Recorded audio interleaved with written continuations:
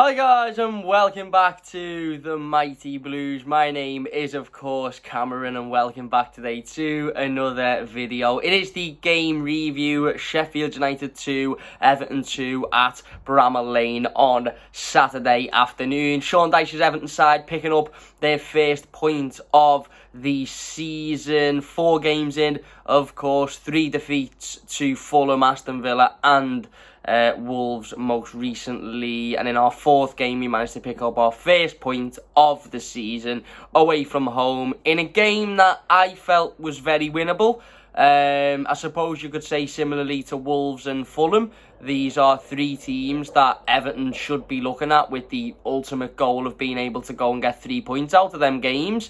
Certainly Fulham and Wolves with them being home fixtures and Everton having 20 odd shots in each of those games, something like that, and still managing to come away losers is definitely a bitter pill to swallow, and for me is quite worrying given the fact that, like I said, we stayed up by such small margins last season, and these are the types of games last season that we didn't win, and we found ourselves in a very, very difficult position come April, May time. And to see us, 3 of our first opening 4 games of the season being, or 2 of them certainly being home fixtures against comfortable sides, and I don't mean any disrespect to Wolves and Fulham when I say that, but those are teams Everton should have been beaten. To lose both of those games, it was obviously massively worrying. And then we go into Saturday's game, and again, similarly in terms of Sheffield United's form, they obviously haven't had a great start to the season either. They've struggled. A lot of people have Sheffield United as a team that will go straight back down this season. Obviously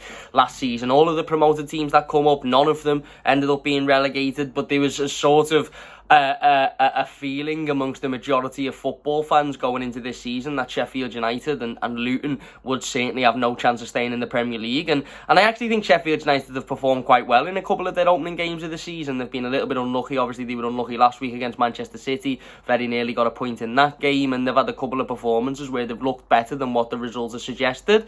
Similarly to Everton, I suppose you could argue that point with the games against Fulham and Wolves, but ultimately both teams coming into it on the back of a number of defeats and some really poor form. So it was a massively important game for both sides, and I said that when we done the preview on Friday, that this is a hugely important game, and Sheffield United will also see this as a hugely important game because it's an opportunity for them to kickstart their season with ultimately a first 3 points. They will have been looking at Everton thinking, great, this is the perfect game to kickstart our season. These have lost 3 on the bounce. Obviously we won the Carabao Cup fixture in midweek. Sheffield United actually lost their Carabao Cup fixture, so they'd lost 4 on the bounce.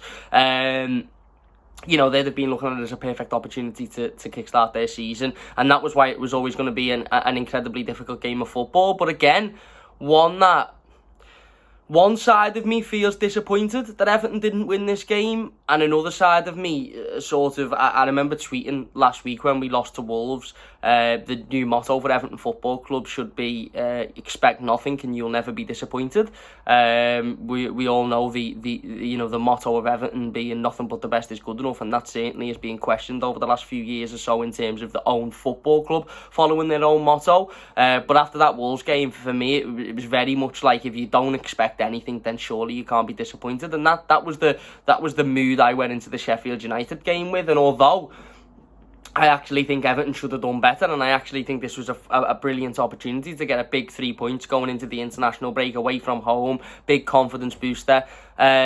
I just don't expect Everton to go away from home and win any game of football, and there still seems to be this feeling amongst the fan bases that when Everton go away from home, people generally feel, and I'm not having a go at anybody for this, by the way, because this is probably how people should feel. I'm not the example of how you should feel, but people have this optimism when we go away, even if we're playing like a poor team or a team that isn't in particularly good form. People have this feeling that, yeah, we'll go there and we'll beat these today because these aren't very good.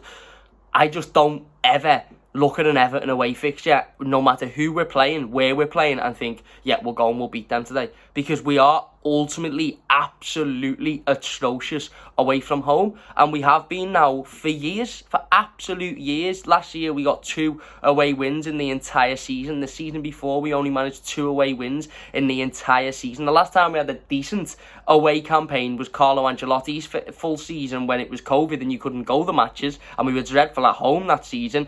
The last time we had a decent away campaign that we could all go and watch. I don't know what, maybe Roberto Martinez's first season or last 6 months of Roberto Martinez's first season, maybe the David Moyes seasons. I genuinely don't know the last time Everton, you would watch an Everton team and think, doesn't matter that we're away today, we'll go and win this game because we're the better team. Just doesn't seem to work like that. And Saturday for me was another example of another game that Everton could have won, but they didn't. And they didn't for me through their own faults, through the faults of their team, through the faults of the manager, and through the faults ultimately of the recruitment and everybody above that has failed this manager, really, let's be honest, because I said this in the instant match reaction and I'll repeat it again really early on. If you actually have a look at 3 of the 4 games we've played so far this season, and we'll discount the Aston Villa game because it was an absolute walkover and we were never in the game from the first minute to the last, but if you look at the 3 other games that Everton have dropped points in this season, each of those games, the opposition manager has made changes in those games that have changed the outcome of the game. The Fulham manager, Marco Silva, made a couple of changes. They went on to win the game, Bobby De Cordova-Reid being one of those changes. The Wolves manager, Gary O'Neill, made a couple of changes in that game. They went on and won the game late on. And Sheffield United's manager did the same again at the weekend. And again, that is something that Everton just don't have the luxury to do. And the reason for that is because the recruitment has been failed. I'm not going to talk too much about recruitment in this video because I know we've done a couple of videos over the last 2 days where we've absolutely nailed into the recruitment. But it's right. Sean Dyche is finding himself 60, 70 minutes in, looking at the bench and just thinking, what can I possibly bring on here to change a game? Where's my other option? Where's my option off the bench? Where's the player I can look at and go, do you know what? You're going to come out. And look, things will get better naturally when players return from injury. Dominic Calvert-Lewin will return from injury, then he's an option. If he's not starting, probably will start, but he becomes an option. Jack Harrison, Dwight McNeil, these players become options. But at the moment, we very much are in that 3 goalkeepers on the bench and everybody else is just there really to take a spot up and to take a seat. And when you need somebody to come on and change a game with 20 minutes to go, we haven't got that. And that's what makes me laugh about the whole, we don't want to buy anybody unless we don't want to buy people for the sake of it. Well, the sake of it is we're getting to 60, 70 minutes in games of football in the game. The game's there to win. And the opposition manager is changing the game because he can do that, and our manager can't change the game because there's nobody to bring on. So there is your point. Never mind, no point. We're not doing it for the sake of it. There's the sake of it, is to have somebody that can come on and affect the game off the bench, and we just haven't got that.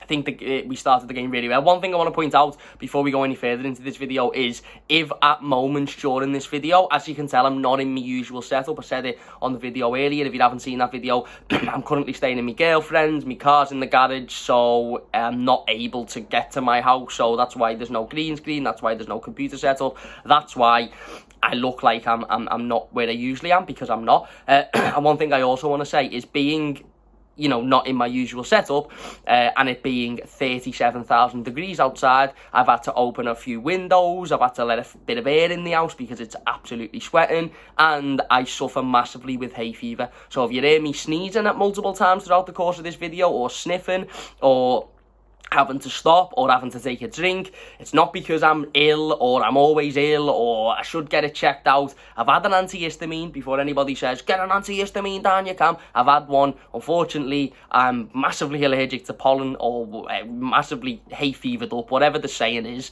It's 20 million degrees outside, so I'm sure the pollen is through the roof, and I'm also allergic to dogs, and I love dogs, so I spend loads of my time with dogs, but unfortunately sometimes they make me sneeze. Anyway, rant over. Basically, if I sneeze, don't be blasting in the comments that I'm ill and I need to go and see a doctor. I've got hay fever, I've took an antihistamine, I've just got to put up with it. Anyway, I digress. On to the game. Yeah, I actually think we started the game really well, I'll be honest with you. I think we looked a better team from the off. I think we looked a team more likely to go out there and get something and out the game, and probably foolish of me really and hypocritical of me based upon what I've just said about my feeling going into away games. But after the first 10 or 15 minutes, I sort of felt like there was an opportunity for Everton to go and win this game. I did. It felt for me a little bit like Brighton. Now, don't get me wrong, I stick to my point about that Brighton result at the end of last season. I was still absolutely shitting myself when Everton were 4-0 up. I still wasn't convinced that Everton were going to win that game when we were clearly going to win that game. But in hindsight, looking back, I did have a little feeling when we went 2-0 up, 3-0 up, that this might just be our day. And I had a similar feeling to that on Saturday afternoon. It just felt like, okay, if you can get an early goal against these, and then you can create another couple of opportunities, and you can go and kill the game fairly quickly, I don't think this Sheffield United team, I've got the confidence and I've got the belief, pardon me, in that scenario to be able to get back into the game. And we very much nearly did that. We started the game really well. As I said, we were on the front foot. We were getting forward. We were creating chances. Danjuma looked positive. Doucouré looked positive. We were moving the ball well. Beto was absolutely phenomenal. He was a handful. He was putting himself about. I think Beto was outstanding. Absolutely outstanding on Saturday. And if Beto would have scored, I think he would have got a 10 out of 10 from most people, because his overall play, his dominance was absolutely phenomenal. Every time a defender was anywhere near him, he just put them on their arse, and he's going to be an absolute nuisance for the majority of Premier League defenders this season. That's just the way it is. That's how he is. That's how he plays. He's big, he's physical, he's incredibly fast for a big man. You don't realise quite how fast he is for somebody his size, but he is really, really fast. And, you know, he was dominating. He was putting his body in the way of things. He was putting himself about. He was dominating. We then get the early goal, and ironically, again, you know, I don't want to sit here and spend 25 minutes, half an hour ripping into the referees, because I feel like we constantly talk about referees. I've had my opinion on it, and I will say it again, and I've said it hundreds of times before. The referees in this country are the worst in the world.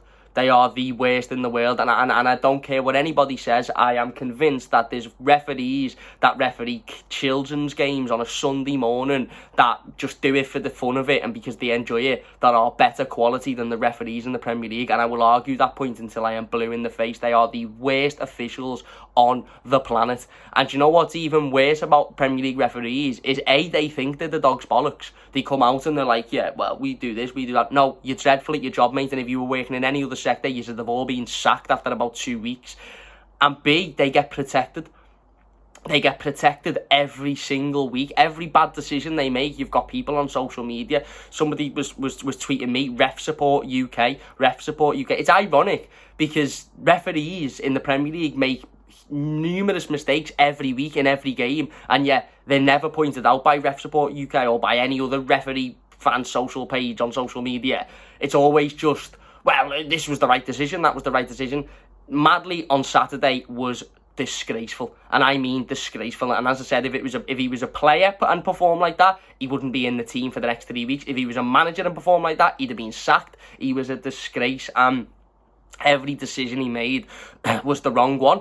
And like I said, they're protected because they have VAR there, which, as we've seen by Mike Dean's recent comments in terms of protecting Anthony Taylor, Mike Dean, VAR isn't there to make the right decision. It's there to decide whether or not it wants to make the right decision. It knows the right decision, but sometimes it won't make it because it wants to protect the mates, and sometimes it won't make it because, oh, maybe we need Manchester United to win this game because it's at Old Trafford, or maybe we need Arsenal to win this game, so we won't make that decision. It's all a load of bollocks, I'll be honest. It's all a load of nonsense, and I don't believe for 1 second it's fair, and I don't believe for 1 second it's being used fairly. However, again, we move on. The referee on Saturday was shocking. The corner that Everton actually score from comes from a blatant handball, and I know this because I've seen a compilation that somebody's posted on social media. Yes, I'm drinking an energy drink. I've done an 8-hour shift. I'm tired. Leave me alone. I've seen a compilation that somebody had done on Twitter earlier this morning about the refereeing performance and basically everything that he got wrong. And I think they'd sent it to the baldy fella that does Sky Sports News on a Monday, and basically says, yeah, even though that's a blatant foul and the wrong decision, that's the right decision because he's my mate and I like him. Yeah, and they put it on social media, and some of the decisions that he got wrong on Saturday afternoon were just baffling. The goal we actually scored, Abdoulaye Doucouré's goal, comes off of a blatant handball. Everton should have had 3 penalties in this game. 3 penalties. And when I say should have had 3 penalties, I don't mean they were dubious. I don't mean they were, oh, well, he could get given, he couldn't get given. It's interpreted. They were 3 blatant penalties by the rules, by the law, by the rule of football, the rules of football in which these people are paid to follow. Everton should have had 3 penalties on Saturday afternoon, and had we have had 3 penalties, we'd have won that game comfortably. Now, I'm not making excuses. I'm not saying Everton were good enough, because we'll move on to why I think Everton weren't good enough. But we're not helped. We're not helped by the worst officials on this planet. We simply aren't. And yeah, you know, as I said, the corner comes from a Beto shot, which is handballed. The fella does that. He moves his arm towards the ball.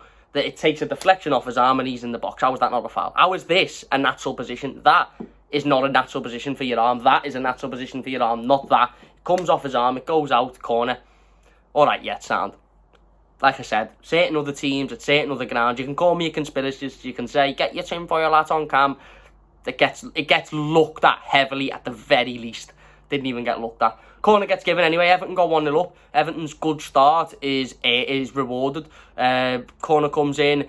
Onana headers it, I think, but hasn't got quite enough power on it, so forced at Decore's first shot is saved well and he taps in the rebound, and you're thinking, okay, we've had a good start to this game. We've started well. We've been on the front foot. Possession-wise, Sheffield United have barely touched the ball. We've had all the ball. We've moved forward and we've gone 1-0 up away from home. Great. Our first Premier League goal of the season, which was brilliant. And we were I don't want to say dominating because it was still early on in the game and there was still a lot of football to be played, and it wasn't like we were 3-0 up and we'd had 4 chances in at the post, but we were comfortable. We weren't having any problems being caused, and that wasn't always going to be the case for the game. There was always going to be periods where Sheffield United got into it and started to dominate possession a little bit. As I said, I referred to that Brighton game at the end of last season.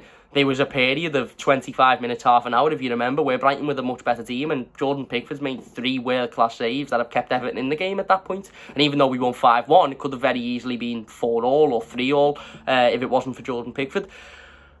But in those moments when you are 1-0 up, 15 minutes into a game, and you're the better team, you're away from home, you've not won in your last 3 Premier League games. In fact, you've lost your last 3 Premier League games. The pressure's mounting a little bit. You've only just survived the season before from relegation. They're the moments where you have to go and kill games off. They're the moments where you have to go and take your second chance and go 2-0 up. Because if Everton had gone 2-0 up 20 minutes into that game, that Sheffield United team, their heads would have dropped.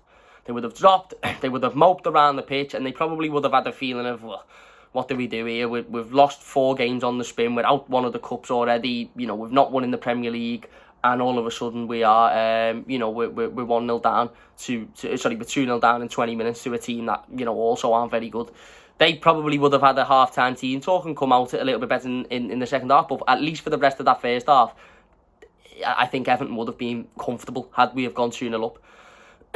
But it was almost like the moment we went 1-0 up, the players just stopped.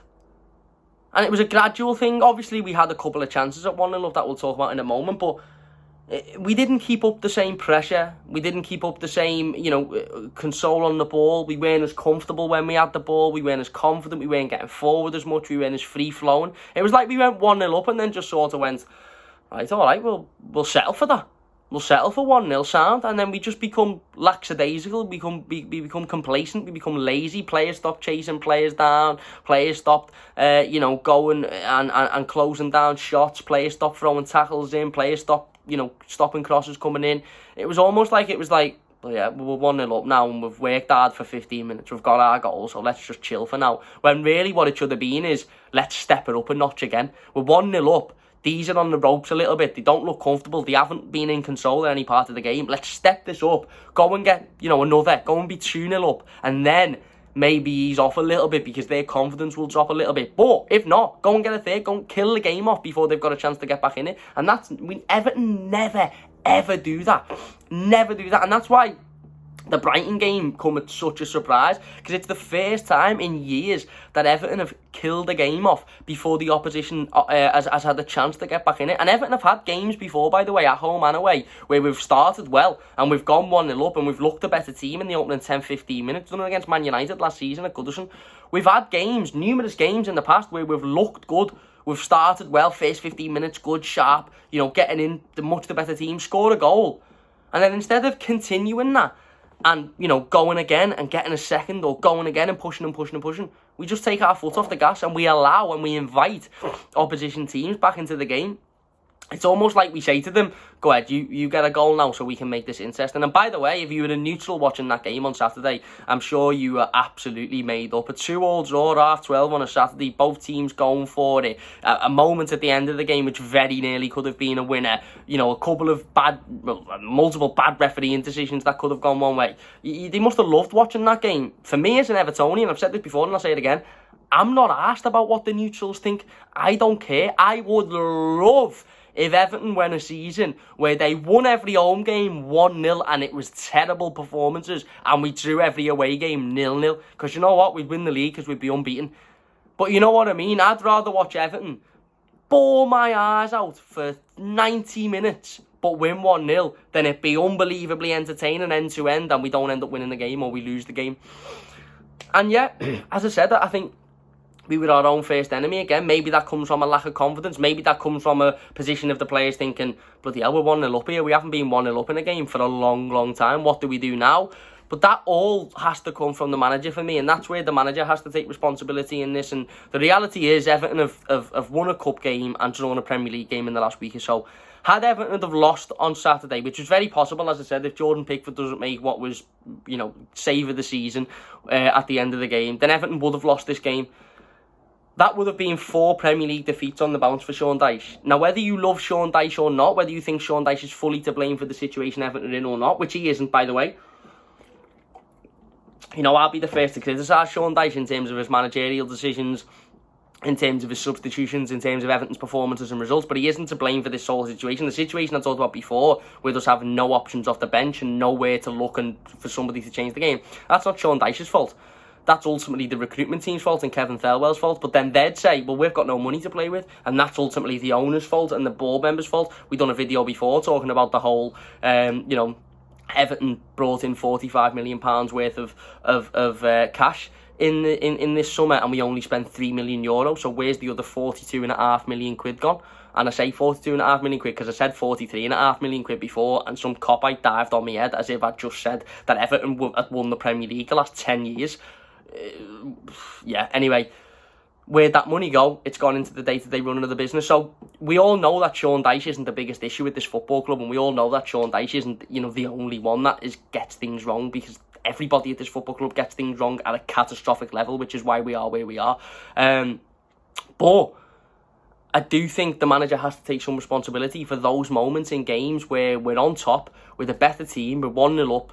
We're away from home, which is a rarity anyway, that we go 1-0 up away from home. It's a rarity that we win away from home. So that should be the moments where the encouragement comes to go and you finish that game off, go and get a second goal, maybe a third. For Everton 3-0 up at half-time, by the way, that game's done. And Everton could have been 3-0 up at half-time. That game is done. Done and dusted. They don't get back into it. We did have a couple of chances, even though we took our foot off the gas a little bit. I felt we did have a couple of chances. Arnaud Danjuma, for me, has to do better.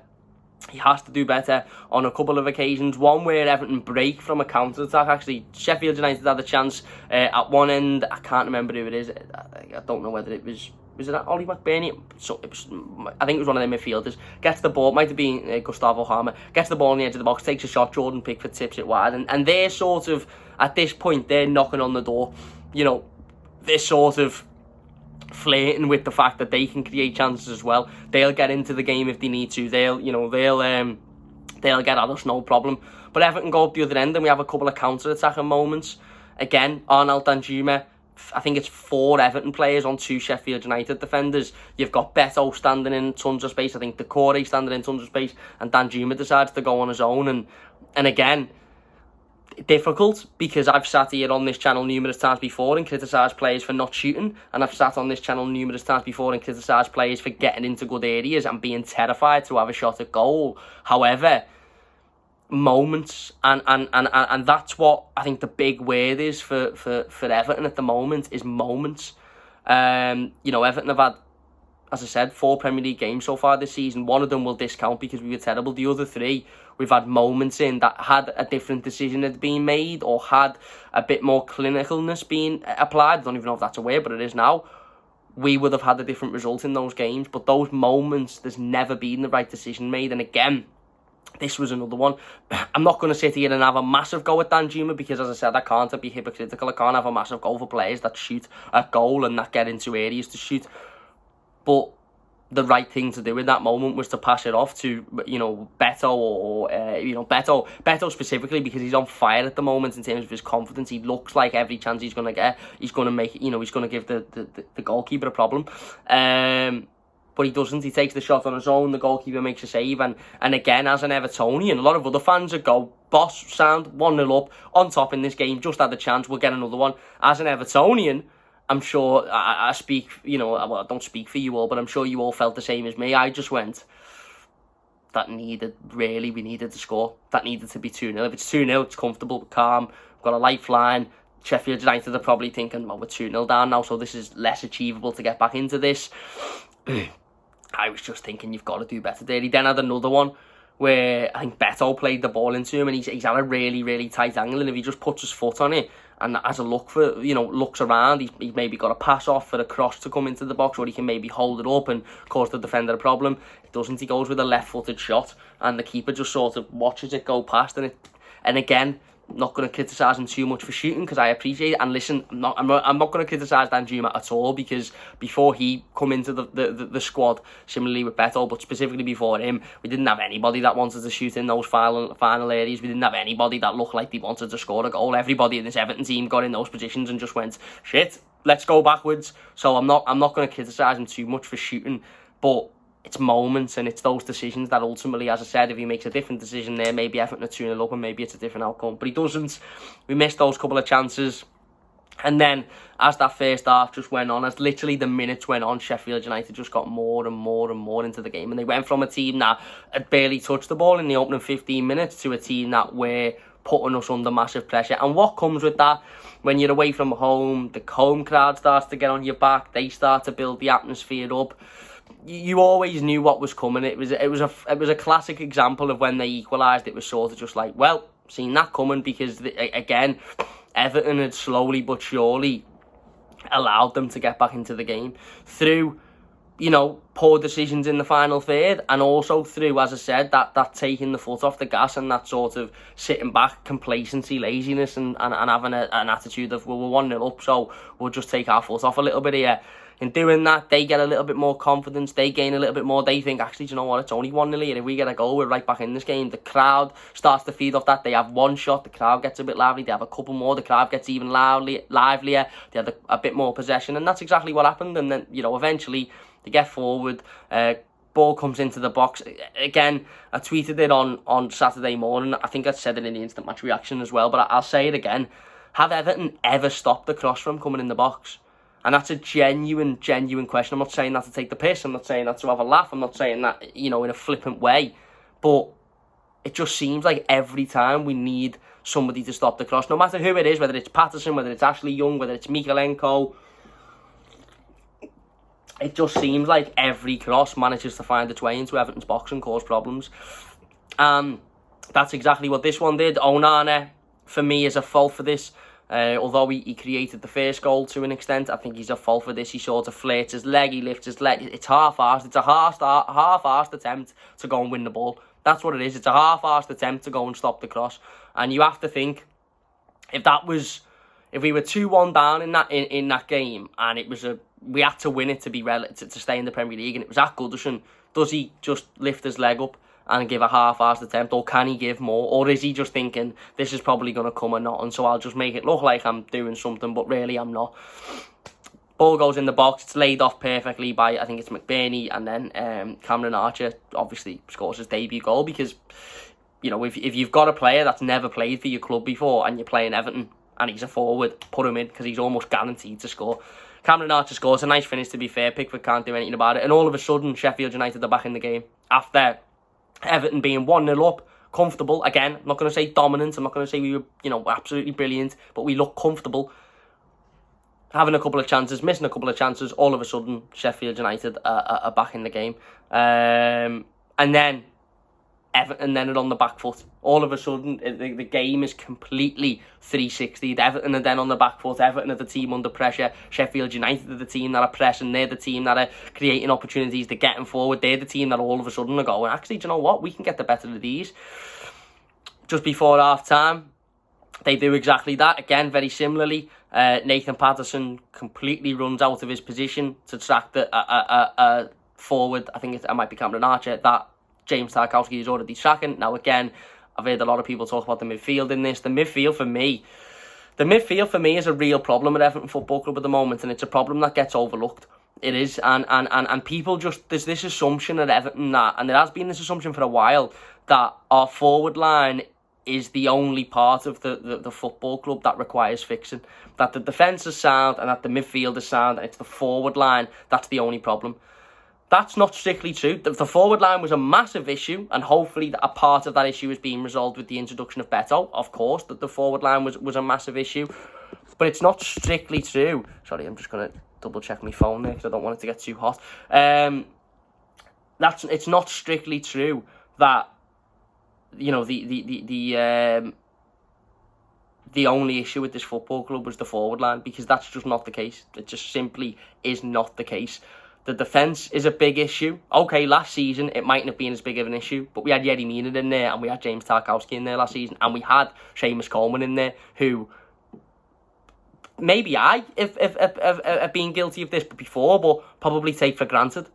And I probably do, because I've sat here and give Seamus Coleman poor ratings on player ratings before and said, oh, he wasn't very good today, but you don't realise how important he is and how good he is to this team until he's not there, and you've got Nathan Patterson making rash decisions and running out, or, you know, leaving his man, or not stopping a cross coming. You don't realise how important Seamus actually is.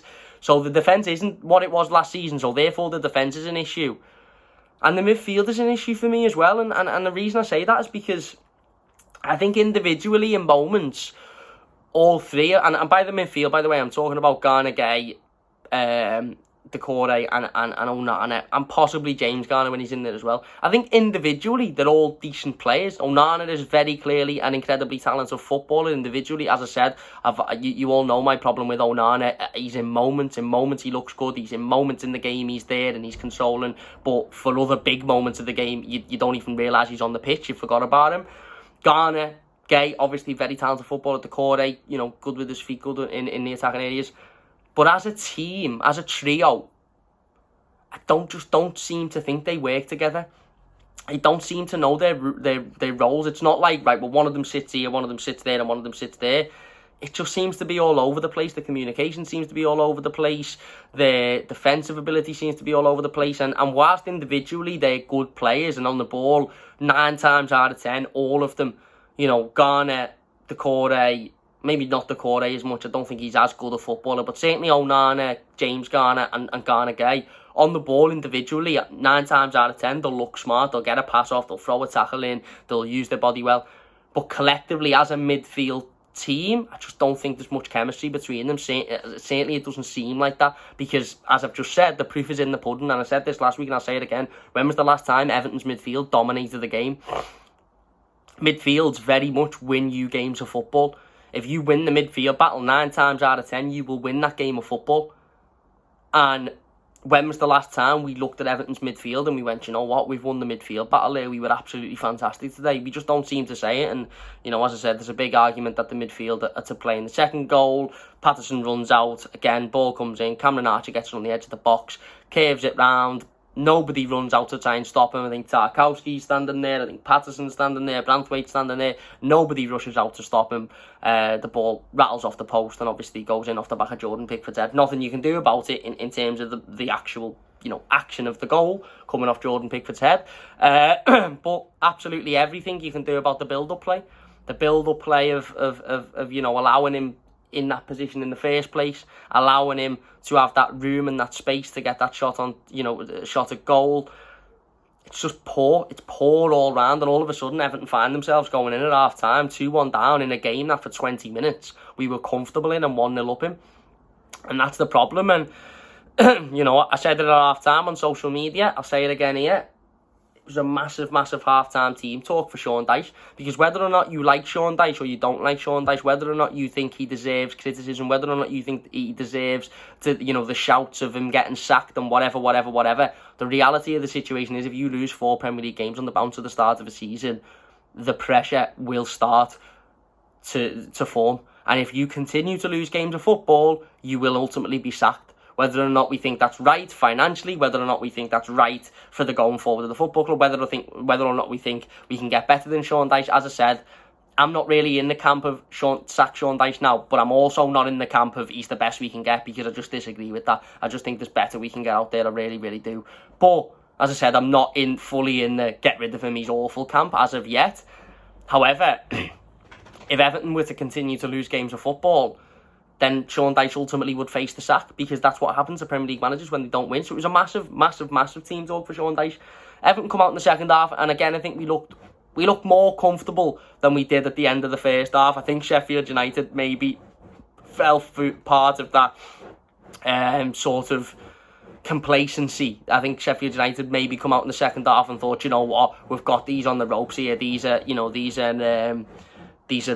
poor. These are struggling. These are 2-1 down. We'll do these. And I think Everton come out, and I think, to be fair, whatever Dyche said at half time seemed to work, because we seem to have that little bit more grit about us. We seem to have that little bit more fight and passion and desire, and there seemed to be more of a sense of urgency. I'm not going to say there was a massive sense of urgency, because I think that would be going over the top, but I think there was definitely more of a sense of urgency about the team, in that second half. And again, almost instantly, as the second half kicks off, ball comes into Beto. Beto, again, I'll say it again because I want to, and I actually love him already. Beto was brilliant in the whole game. Absolutely brilliant. Dominated defenders, put them on the floor. His pace, his movement, everything about his performance was absolutely fantastic in the whole game. Great little flick underneath him. And Danjuma goes in. Danjuma's through on goal, by the way. If he gets in with the ball at his feet, he's through on goal, and he only has to slide it past the goalkeeper. It will be a fairly comfortable finish for a Premier League attacker. He's ragged down in the box. Now, the referee gives a free kick. Now, I instantly thought, that's a penalty. As soon as I seen it on the telly, I thought, that'll go to VAR. That's definitely a penalty, because I knew the rule was, if you are ragged outside the box, somebody rags your shirt outside the box, and then they stop ragging your shirt outside the box, but you fall in the box, that's not a penalty, because the foul is taking place outside the box, and the action of you falling over has been in the box, but the foul wasn't taking place in the box, you just fell over. But I also knew, if the ragging of the shirt starts outside the box but continues into the box and then you go down, that's a penalty all day long. The rules state it very black and white. If the foul is still being committed in the box and then the player goes down, the referee needs to award a penalty kick. The statement is about 3 lines long. It's a paragraph. It's about 3 lines long, and it's in bold. The referee must award a penalty kick. Madley gives a free kick on the edge of the box. How? VAR takes a look at it for 2 seconds. Is that enough time to be able to go, actually, do you know what, ref? The rules actually state that because this continues into the box, a penalty kick should be awarded. Do you want to go and look at the monitor? No. I thought VAR was being used for clear and obvious errors. Well, that is a clear and obvious error. The referee has got a decision wrong. That has meant that Everton do not get a penalty kick and instead get a free kick when they should have been awarded a penalty. If that's not a clear and obvious error in football, then what is a clear and obvious error? Teams coming out in the wrong kit, a player coming out with his boots on his ears, or, you know what I mean, a manager coming out in a full kit and saying, I'm starting up front. Do we have to be that clear and obvious for it to be a VAR check? Now, how is that not a clear and obvious error? And that's what, again, people will say, oh, you've got your tinfoil hat on, Cam, you're a conspiracist, this, that and the other. What I am is somebody that looks at things for what they are, and if it doesn't seem right, I'll call them out. And that, for me, just doesn't seem right. It's a penalty all day. The rules state it's a penalty. It's the second one in the game we should have had. Third one followed not long after, when Jarrad Branthwaite's in the box. He's getting his shirt ragged off him. No decision given. No decision given. By the way, we've seen penalties this season given for moments where a player has stuck his foot out and another player has dived over his foot, and it's being given because the player stuck his foot out. And even if he didn't make much contact, he still stuck his foot out. We've seen that given at Anfield 3 weeks ago. But an Everton player's ragged in the box. Another Everton player's had his shirt ragged off him. Another Sheffield United player has pretty much saved the ball. And none of them are given as penalties. Not only that, but when he gives the free kick, he draws his line with his shaving foam in the ground. The Sheffield United players then stand in front of the line Ashley Young goes up to the referee. Madley it was. It's not Bobby Madley, is it? Because he was the one that got... well, he disappeared fairly quickly. Is it his brother? Can't remember his name. Anyways, his last name's Madley. The Sheffield United players then step over the line. So Ashley Young goes over to the referee and says, hang on, you've drew a line that they need to stand behind. They've stepped over it.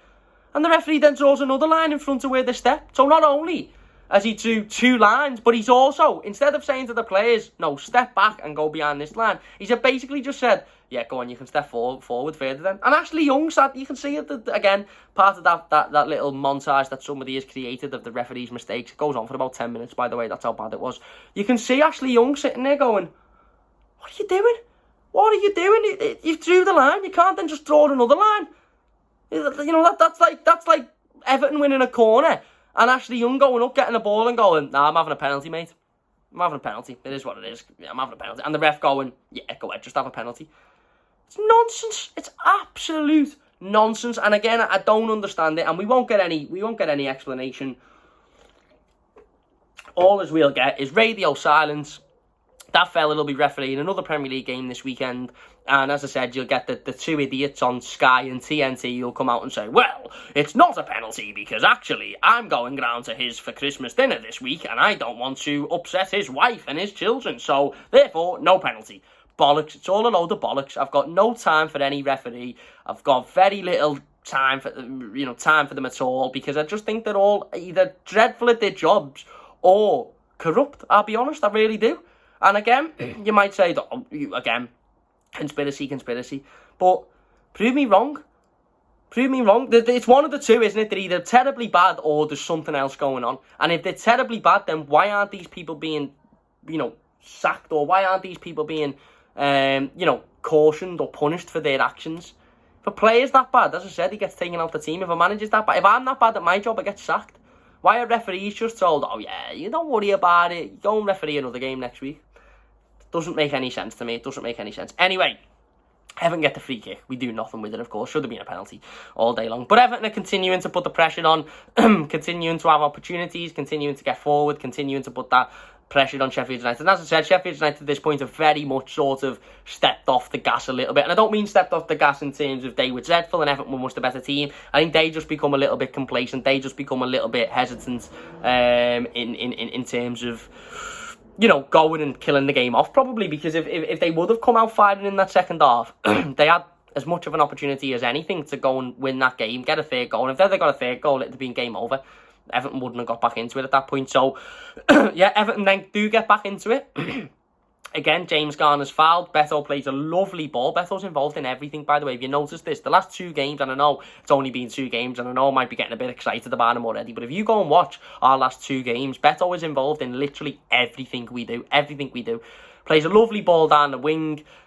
Cross comes in from Nathan Patterson. Really good ball into the box, to be fair, and Danjuma's there to finish it. And it was 2 players that had awful first halves, in my opinion. Again, not going to criticise Danjuma too much because I'd be a hypocrite if I sat here and moaned the players for shooting because I'd moaned the players for not shooting previously. But it has to be said, there was a couple of moments in that first half that he should have done better with. There was a couple of moments that he ultimately wasted, and had he have made a different decision, maybe Everton wouldn't have been 2-1 down at half-time. But he's there, to be fair. He finishes. Nathan Patterson, again, a player for me who was dreadful in that first half. Absolutely dreadful. His positioning, his defensive work. He was really, really poor in that first half. But, to be fair to him, he lifted his head up. He didn't lose his head. He didn't lose confidence. He didn't worry. He didn't panic. He lifted his head up. He went again, and he went and, he put a really, really good ball into the box. And it has to be said, and I'll always be fair.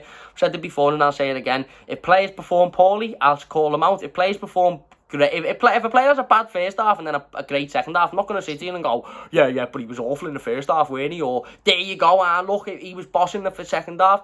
The way I see it, it's very possible a player can have a dreadful 45 minutes and then have a really good 45 minutes, and you are in the right as a football fan to say he was terrible in the first half, but he was good in the second half. And that's what Nathan Patterson was. He put a good ball into the box. Danjuma finishes it first time. It's a great finish, and Everton are back in the game. And maybe at that point, you're thinking, can we go out and win it now? Can we go and snatch a third? Can we go and get a third, win this game? And then, again, that would have just been the perfect end, wouldn't it? Going into the international break off the back of 2 wins, 1 in the Premier League, an away win, 2 away wins on the bounce. Boss. Let's come out the international break now. Dom will be fit. Dwight McNeil will be fit, Jack Harrison will be closer. I'm you know, okay, we've got a difficult game against Arsenal, but a winnable game. The stats will tell you in recent years we can go and win that game. But we again, that was what I was talking about at the very start of the video. When we went to 2-2 and we had that moment where it was sort of like, right, okay, can we go and nick this now? Can we go and get a winner? Can we go and win this game? That's when other teams look to the bench and they go, right, come on, lad, you're going to come on, last 20 minutes, you're going to run down that line, and you're going to cause absolute havoc on X, Y, and Z. And then they go, make that change, and ultimately it works. They come out and they go and get a winner.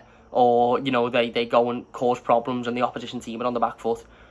We haven't got anybody that can do that. And I feel for Sean Dyche. I do. I feel sorry for Sean Dyche, because I could tell at moments, you know, with 20 minutes to go, 25 minutes to go, Sean Dyche was sort of looking, thinking, I've just got nobody that can come on and change this game. He brought Dwight McNeil on, but obviously Dwight's only just coming back from injury. It was his first appearance since his injury, so again, was never going to really have a massive impact on the game.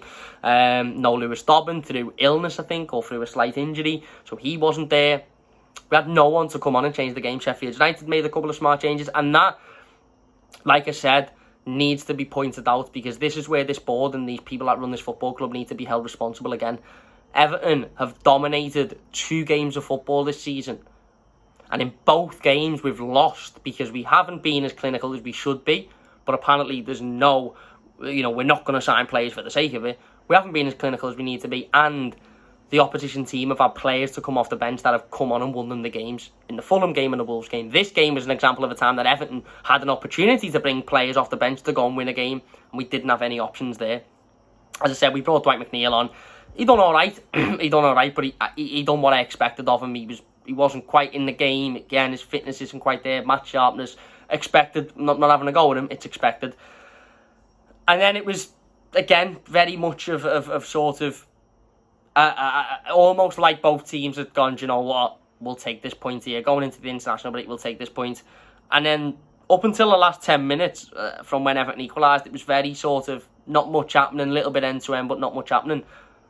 And then the last 10 minutes was just manic. It was just like a moment had come over both teams. It was like, let's go and get and try and win this game now. We were getting forward. We had a couple of opportunities to try and win the game. Couple of half moments, as I said, couple of half efforts that couldn't do much with. McNeil had one where, again, he lined up well for him, but he just couldn't quite get the shot off. Beto had a couple of moments where he was looking a nuisance, and then they went forward. They had a couple of corners that looked like they were causing trouble. A couple of moments that you know, the defenders had to be in action for. And then the defining moment at the end of the game, 5 minutes, pretty much the last kick of the game. They get a corner. Corner comes in, and Jordan Pickford makes what, for me, should win save of the season already. And I don't need to watch the other 34 games. Not even every team has got 34 games to play. There's probably over 100 games of football left to play. I don't want to watch them. I don't want to watch them, because I know that there won't be a better save in those games than what Jordan Pickford did. The first save is phenomenal. It's hit at him so quickly, and he's got obstructions in front of him. He tips it onto the bar, which is an impeccable save. Then it falls to a Sheffield United player. And I watched, by the way, when this was happening, it obviously all happened in the space of 5 seconds.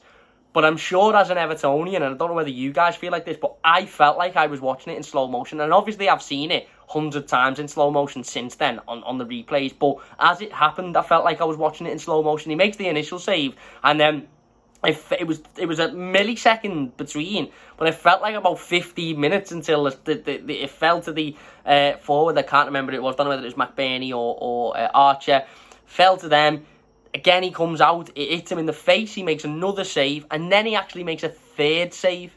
So he's made a triple save in the space of 3 seconds to keep Everton in the game. Absolutely phenomenal. Had he have not done that, we'd have lost the game, and as I said, we'd be having a very different conversation. Now, international break, I'll be honest, there would have been conversations about Sean Dyche being sacked and getting a new manager in during the international break. There would have, whether you like it or not, those conversations would have been had amongst Evertonians. Now, Dyche has given himself a little bit of a lifeline, and he's got Jordan Pickford to thank for that massively, because that triple save by Jordan was just absolutely phenomenal, and he showed there why he's not only the best English keeper. Again, in the fallout of that game, you get the typical trolls on the internet, people that have got massive fan channels that don't know what they're talking about and only say things to wind people up and coming out, oh, Ramsdale should be England's #1, is that new there? I like Aaron Ramsdale, I think he's a decent keeper. I like Nick Pope, I think he's a decent keeper. Neither of them are anywhere near as good as Jordan Pickford. They're just not. It's fact. Fact of the matter is, neither of them are anywhere near as good as Jordan Pickford. Simple as that. Both for the country or for the team. Again, let's derail this myth of Jordan Pickford's only great for his country. No, he's kept Everton in the Premier League the last 2 seasons. He's just made a save on Saturday. That might well keep Everton in the Premier League come the end of this season. He's phenomenal. He's absolutely phenomenal. He was unlucky for the own goal. He didn't know anything about it. But again, it was another one of those moments that we may look back on at the end of the season and go, imagine if we would have lost that game there, we could have gone down. And Jordan deserves an absolute massive amount of credit for that. He's kept us in the game at a vital moment. The final whistle goes and Everton come away with a point. And ultimately, at that point, I remember thinking, do you know what? I'll take a point away from home at this because we were very nearly losing another game of football. And yeah, you know, we walk away from Bramall Lane with a point. And listen, people are disappointed. Rightly so. I'm disappointed that we didn't win the game again. For me, the expectations have just fallen that low at this football club that a point away from home now, no matter the circumstance, I just look at it and think, yeah, do you know what, I'll take it.